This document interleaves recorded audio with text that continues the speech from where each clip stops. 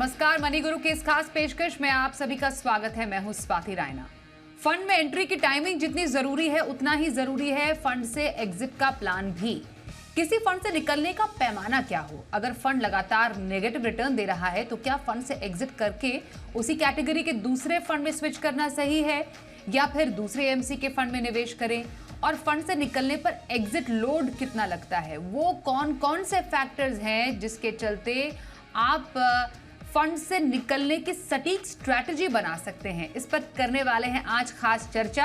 हमारे साथ इस वक्त शामिल हो चुके हैं शो में Kirtan Shah, CEO Credence wealth advisors. Kirtan, बहुत स्वागत करते हैं आपका हम मनी गुरु में। और साथ ही Kavita Krishnan, senior research analyst, Morningstar India. Kavita, आपका भी स्वागत है मनी गुरु में आज। तो जैसा मैंने शुरुआत में बोला, जितना इम्पोर्टेंट टाइमिंग है किसी भी निवेश की या किसी भी फंड में एंट्री की, उतना ही ज़रूरी हो जाता है कि आप एग्जिट स्ट्रैटेजी बहुत ही करेक्टली और सही तरीके से बनाएं, वरना जो आपने पूंजी इकट्ठी की है उसमें आपको नुकसान भी हो सकता है। इसलिए एक जिस्ट के तौर पर शुरुआत में एक मोटा मोटी कीर्तन मैं आपसे समझना चाहती हूँ, जब फंड से एग्जिट करने का जो प्लान होता है, जो स्ट्रैटेजी होती है, वो मुख्य तौर पर किन पैरामीटर्स पर आधारित हो सकता है? स्वाति जी, सबसे पहले थैंक यू सो मच मुझे शो पे इनवाइट करने के लिए। आपने जैसे राइटली पॉइंट आउट किया स्टार्ट ऑफ द कॉल में ही कि ज्यादातर लोग सिर्फ फोकस इस चीज पे करते हैं कि आपको इन्वेस्ट कहाँ करना है, कब करना है, कितना करना है। पर आई थिंक जब आप एग्जिट पे फोकस नहीं करते तो ओवरऑल आपका जो एक्सपीरियंस है उस इन्वेस्टमेंट से वो शायद साउथ जा सकता है, जिसकी एक्सपेक्टेशन आपको शायद उस तरीके की ना हो। क्योंकि आप और मैं इतने समय से देख रहे हैं कि जो पिछले 3 साल के टॉप परफॉर्मिंग फंड्स है वो प्रोबेबली आगे जाकर टॉप परफॉर्मिंग नहीं रहते हैं। और ये साइकिल हर तीसरे चौथे साल चेंज होते रहती है। आज से शायद 10 साल पहले जो फंड्स जितने अच्छे थे आज वो एकदम लो क्वार्टाइल में है। तो मुझे ऐसा लग रहा है कि जब आप फंड को एग्जिट करने के बारे में सोचे, जो एक इम्पोर्टेंट डिसीजन है, आप शायद इसे 4 चीजों के आधार पर कर सकते हैं। मेरे हिसाब से परफॉर्मेंस सिर्फ एक ही पैरामीटर है। यानी अगर आपको लग रहा है कि आपका फंड शायद परफॉर्म नहीं कर रहा है इसलिए आपको वहां से एग्जिट करना है, वो शायद एक पैरामीटर है जिसकी वजह से आप शायद ये कॉल ले सकते हैं कि आपको फंड से एग्जिट करना है। पर इसके अलावा और 3 चीजें मैं आपके साथ डिस्कस करना चाहूंगा। सबसे पहले मुझे ऐसा लग रहा है कि आप जब निवेश करते हैं तो ये निवेश किसी एक गोल से लिंक्ड है। जरूरी नहीं है कि आप इन फंड से तभी एग्जिट करें जब इनका परफॉर्मेंस डिप हो रहा है। पर अल्टीमेटली क्योंकि आपका ऑब्जेक्टिव है कि आपने फंड में निवेश इसलिए किया कि आप एक गोल को रीच कर पाए, तो मुझे ऐसा लग रहा है कि आप अपने गोल के जितने नजदीक आ जाएंगे उस समय पे भी फंड से बाहर निकलना बहुत जरूरी हो जाता है। तब ना performance of the fund important है ना और कुछ इंपॉर्टेंट है, आपको सिर्फ इंपॉर्टेंट इतना है कि आपका गोल नजदीक आ गया है।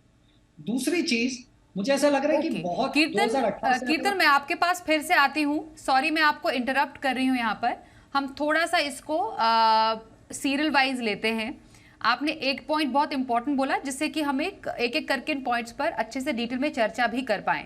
आपने बोला कि जब एक हम निवेश करते हैं तो एक गोल बेस्ड और गोल आधारित करते हैं, और उस गोल के आधार पर आपको अपने निवेश के एंट्री और एग्जिट को सही टाइमिंग देनी चाहिए।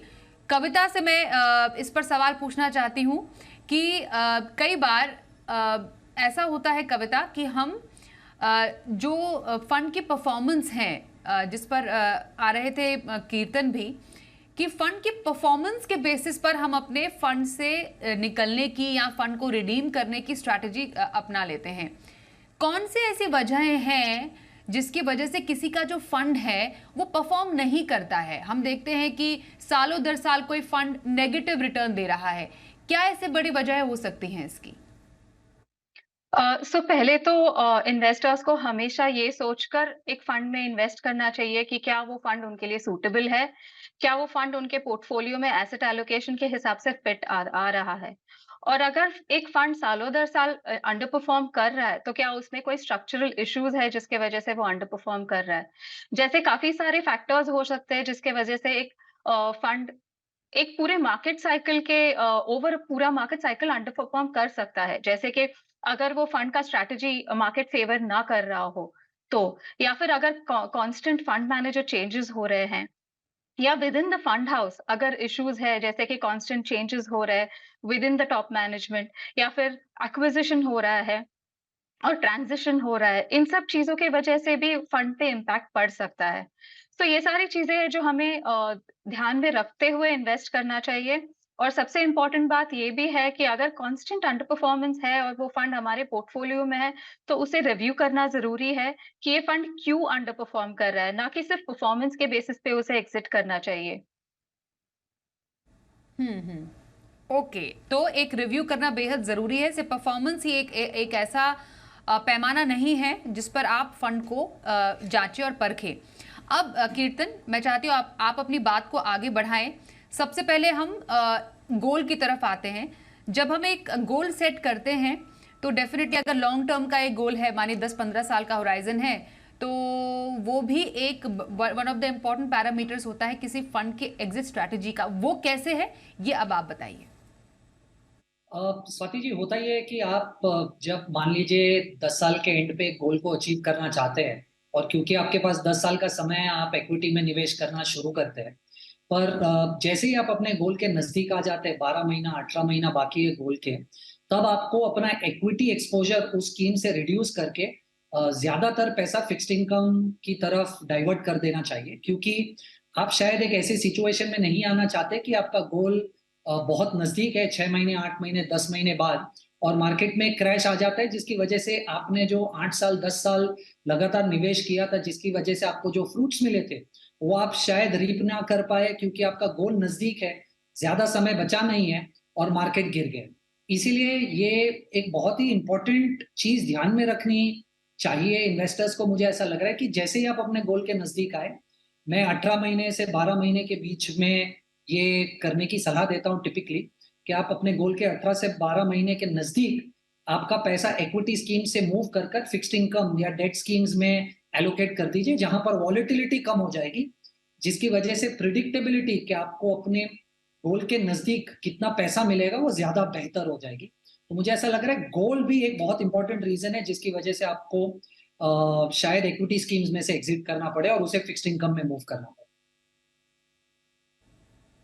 और कम से कम लगभग 1 से 1.5 साल एक ऐसा टाइम होता है जब आपको इक्विटी से धीरे धीरे डेट में स्विच करना पड़ता है। ये कीर्तन ने बताया कि कब आपको फंड से एग्जिट करना है, जब आपका लॉन्ग टर्म का गोल रियलाइज हो रहा है और आपको इक्विटी की वॉलेटिलिटी से बचना है, इसलिए फिक्स्ड इनकम या डेट में आपको जाना पड़ता है। कई बार कविता ऐसा होता है कि फंड का जो बेसिक स्ट्रक्चर है या कॉम्पोजिशन है, या जो फंड की कैटेगरी ही चेंज हो जाती है। पिछले कुछ समय में हमने काफ़ी देखा है कि एक लार्ज कैप फंड था जो कि large and mid cap fund हो गया। फ्लेक्सी कैप कैटेगरी आई तो कई फंड फ्लेक्सी कैप कैटेगरी में चले गए। अब जो इन्वेस्टर्स थे वो कंफ्यूज हो गए कि अब इस फंड में बदलाव कैसा हुआ है और क्या इस चेंज के चलते हमें इस फंड से एग्जिट करना है। तो आपसे मैं जानना चाहती हूँ, जब ऐसा कोई चेंज आता है किसी फंड में, तो कौन सा ऐसा मोमेंट होता है जब निवेशक को ये डिसाइड करना चाहिए कि अब ये फंड मेरे पोर्टफोलियो के फिलहाल शायद लायक नहीं है? जब एक फंड कैटेगरी चेंज करता है या उसका जब बेसिक जो फिलॉसफी है वो चेंज होता है, से फॉर एग्जांपल अगर एक लार्ज कैप फंड है और अगर उसने मिड कैप स्ट्रैटेजी अभी अडॉप्ट किया है या फिर वो कंप्लीटली चेंज हो रहा है, तो पहले तो इन्वेस्टर्स को ये देखना चाहिए कि क्या वो उनके एग्जिस्टिंग एसेट एलोकेशन मॉडल में फिट आ रहा है, क्या उनके लॉन्ग टर्म गोल्स को ये स्ट्रैटेजी मीट कर सकता है, क्या इनके रिटर्न एक्सपेक्टेशंस और फंड के जो रिटर्न जो फिलॉसफी के हिसाब से जो रिटर्न एक्सपेक्टेड है वो मैच हो रहा है। और और एक बहुत इंपॉर्टेंट चीज ये भी है कि इन्वेस्टर्स को इवैल्यूएट करना चाहिए कि जो फंड्स उनके पोर्टफोलियो में है अक्रॉस द एंटायर पोर्टफोलियो, उसमें स्टॉक लेवल पे ओवरलैप्स कितना है। क्योंकि हमने ये बहुत बार नोटिस किया है कि इन्वेस्टर्स 2 लार्ज कैप फंड्स में तो इन्वेस्ट करते हैं या फिर एक लार्ज और एक मिड कैप फंड में भी इन्वेस्ट करते हैं। लेकिन मिड कैप फंड में भी लार्ज कैप का एक प्रोपोर्शन होता है जो काफी हद तक ओवरलैप कर जाता है उनके लार्ज कैप पोर्टफोलियो से। या फिर इवन अगर 2 लार्ज कैप फंड्स इनमें इन्वेस्ट कर रहे हैं तो उसमें दोनों फंड्स में ओवरलैप और स्टाइल का बहुत सिमिलैरिटी रहता है।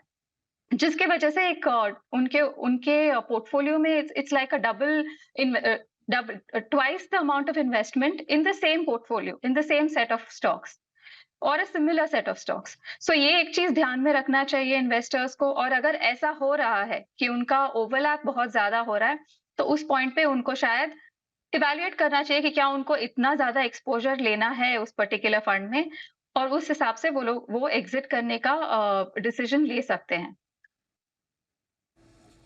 ओके, बिल्कुल। और ये बात समझना बेहद ज़रूरी है, क्योंकि कई लेवल पर जो ऐसे बदलाव हैं, आप इंडिविजुअली शायद इसको ट्रैक ना कर पाएँ। तो आपके जो फाइनेंशियल प्लानर हैं, उनकी आप डेफिनेटली मदद ले सकते हैं। बेसिकली एक्सपर्ट की सलाह से आप ऐसे कुछ बदलाव कर सकते हैं, इस पर खासतौर पर जब आपको फंड से एग्जिट करना होता है। अब एक बहुत ही इंपॉर्टेंट डेवलपमेंट कीर्तन आपसे समझना चाहते हैं। पिछले साल जब HDFC AMC से बहुत ही मशहूर फंड मैनेजर प्रशांत जैन गए, तो कई लोगों को लगा कि जो फंड मैनेज करते थे और मेजर फंड जो मैनेज वो करते थे, क्या उन्हें उनमें बना रहना चाहिए कि नहीं चाहिए, क्योंकि एक लॉयल्टी टुवर्ड्स फंड मैनेजर की तरफ भी हो जाती है।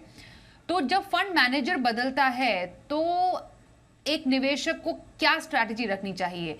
फंड मैनेजर के बदलने से एक फंड के प्रदर्शन पर क्या असर पड़ता है?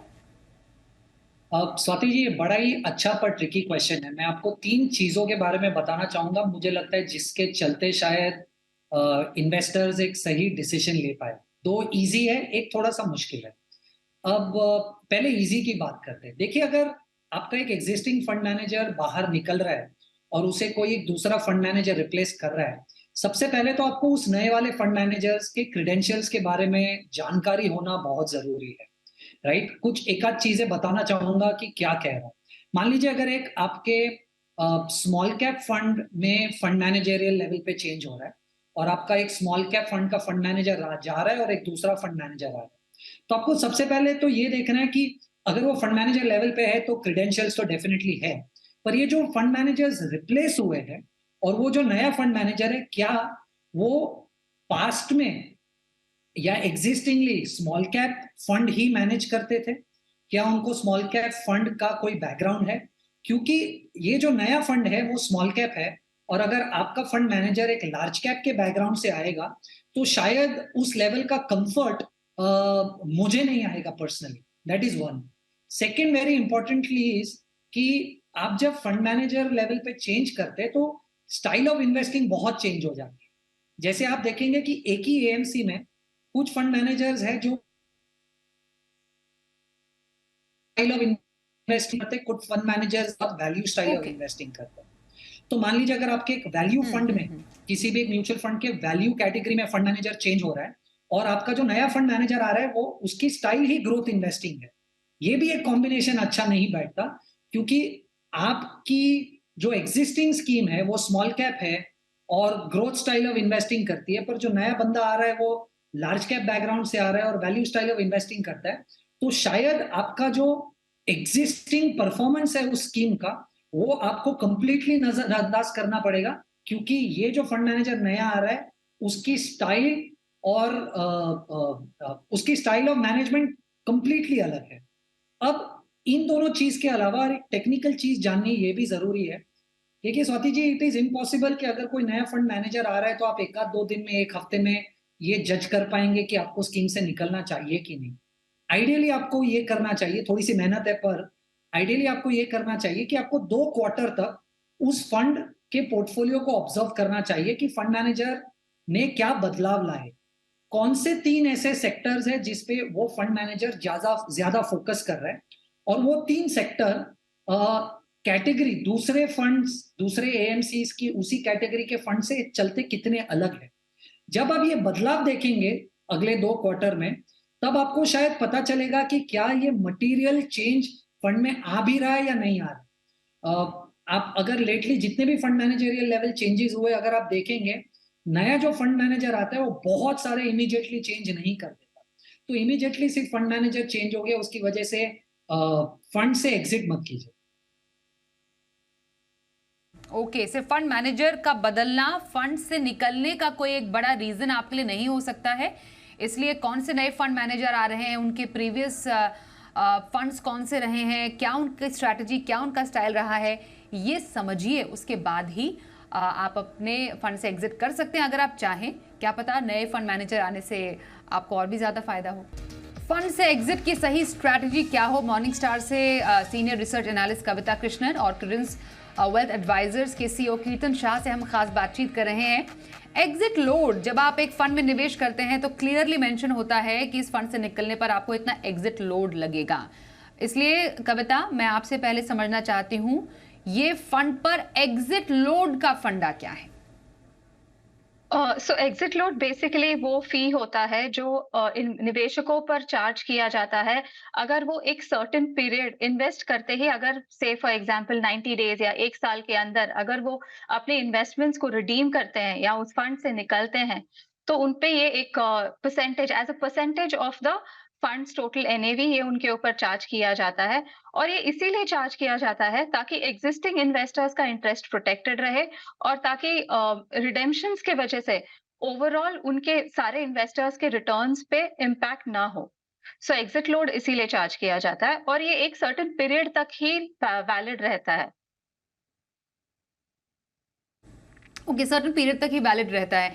अब मैं थोड़ा सा इसमें कैलकुलेशन या गणित समझना चाहूँ इसमें कीर्तन आपसे, तो कितना एक एग्जाम्पल है हमारे पास, जरूर वो तो हम दिखाएंगे ही दर्शकों को, लेकिन आपसे समझना चाहेंगे एग्जिट लोड कैलकुलेट कैसे करते हैं और फाइनली जो हाथ में रकम आती है रिडेम्पशन पर, अगर उसमें एग्जिट लोड लगता है तो उस पर कितना फर्क होता है? देखिए, टिपिकली अगर आप देखें इंडस्ट्री लेवल पे ऑन एन एवरेज तकरीबन 1% का एग्जिट लोड आप पे डाला जाता है अगर आप एक इक्विटी फंड में 1 साल से पहले एग्जिट कर जाते हैं। देखिए, एग्जिट लोड अलग अलग होता है। डेट म्यूचुअल फंड्स में समय अलग होगा, किसी फंड में 3 महीने का एग्जिट लोड होगा, किसी में 1 का होगा। पर लार्जली इक्विटी फंड्स में 1 साल के पहले अगर आप 365 डेज के पहले एग्जिट करेंगे तो तकरीबन 1% का एग्जिट लोड लगता है। इसका मतलब आपको जितना पैसा मिलने वाला है उसमें से 1% काट दिया जाता है। ये 1% फंड में ऐड कर दिया जाता है, तो एग्जिस्टिंग इन्वेस्टर्स के लिए ये एक एडिशनल अमाउंट ऐड हो जाता है। ये this is actually not taken out of the fund. तो जितने भी लोग 1 साल के पहले एग्जिट कर जाते हैं और उन जिनका मैच्योरिटी वैल्यू पे 1-1% कटता है, वो फंड में ऐड होते जाते हैं, जिससे थियोरेटिकली एनएवी को एडवांटेज। ओके, तो ये समझना जरूरी है कि एग्जिट लोड कैसे आप पर लगता है और क्या ख्याल रखने की जरूरत है।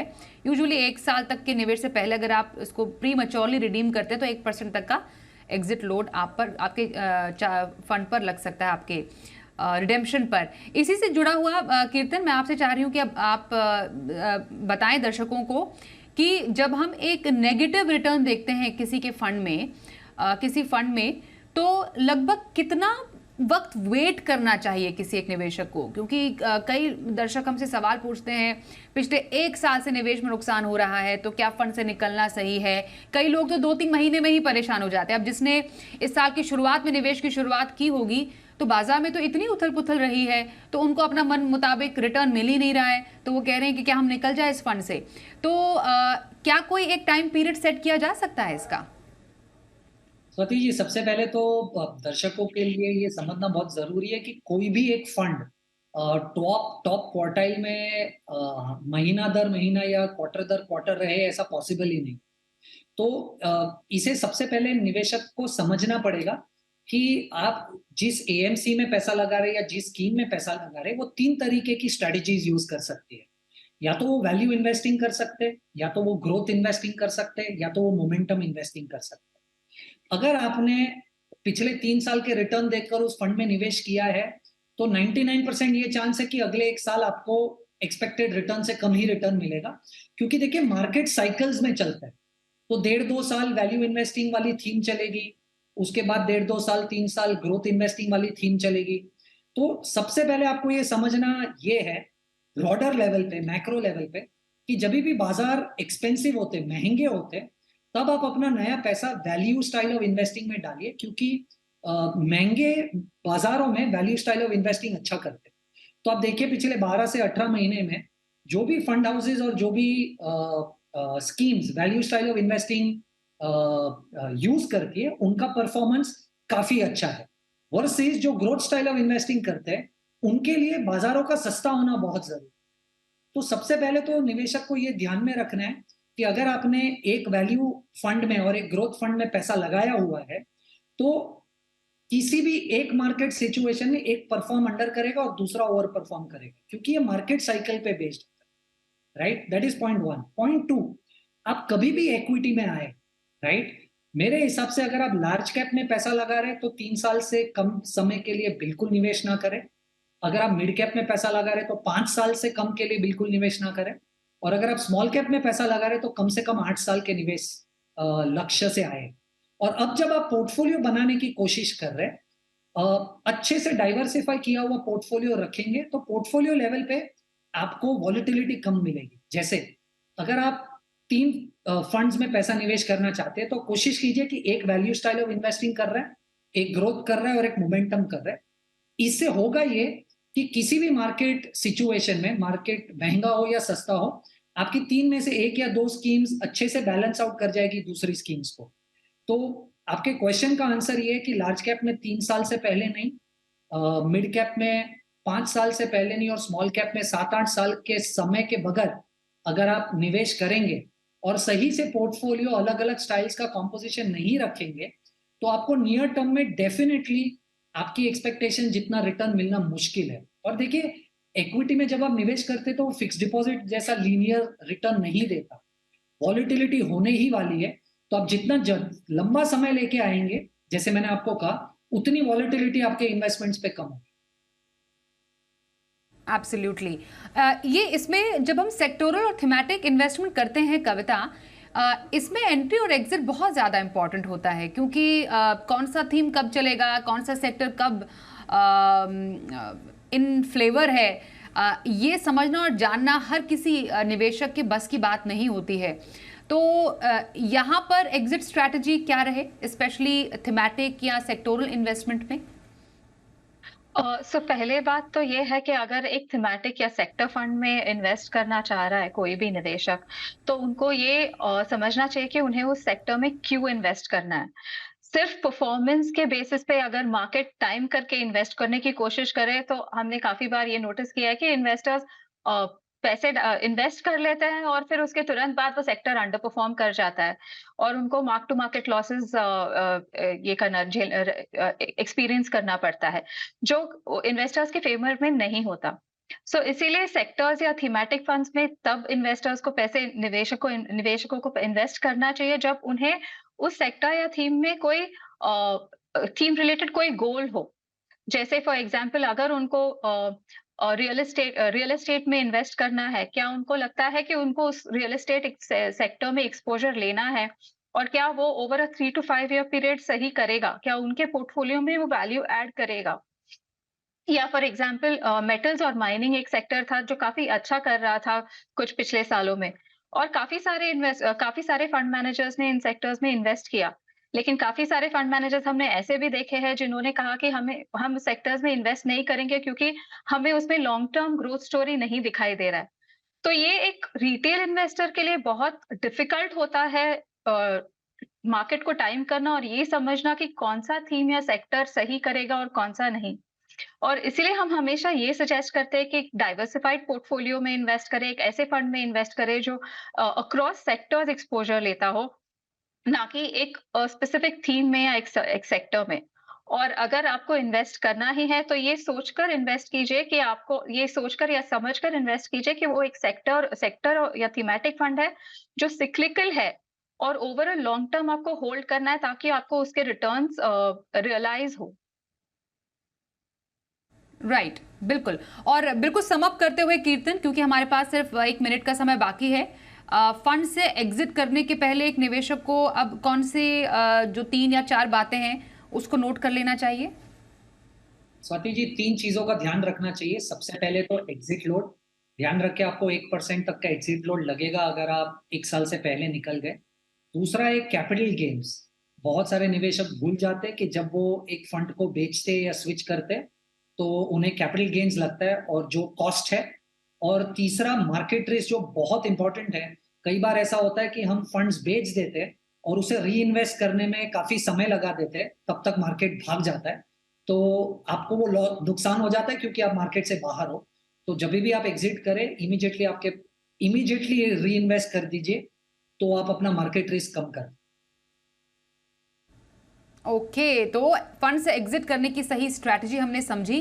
बहुत धन्यवाद कीर्तन और कविता, आप दोनों का हमारे साथ इस कार्यक्रम में शामिल होने के लिए।